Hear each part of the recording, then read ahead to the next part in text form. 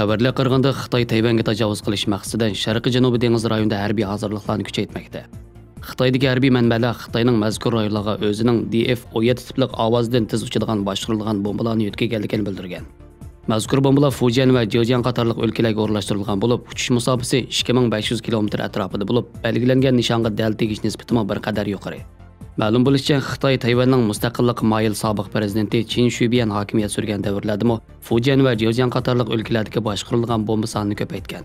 Tayvanning navbatdagi prezidenti Tsai Ing-wen Qin Shibianga o'xshashla Tayvan Demokratik va taraqqiyot partiyasidan bo'lib, Tayvanni Amerikaga ilgirgidan yaqinlashtirgan va Amerika bilan vatanparvar tiplik boshqarilgan bomba sistemasi, F-16 ko'rikchi aeroplanlarning ilg'orlashtirilgan radar sistemasi qatorliqlarni o'ziga olgan nurg'un miqdordagi qurol yaroq kelishimlarni imzolagan. Sharqiy va Janubiy urush rayonidagi boshqarilgan bomba bazalarining ba'zilari yaqin yillardan buyon biroz cho'ngaytirilgan bo'lib, bu xalq ozodlik armiyasining Tayvanni nishon qilgan urush tayyorligini kuchaytirayotganligini ko'rsatadi. Xitoy yana o'zining Guangdong va Fujian o'lkalaridagi dengiz armiya qismlari va raketa qismlarini kengaytirib, urush rayoniga Rossiyadan import qilingan S-400 tipli havo mudofaa qalqon sistemasini saplagan.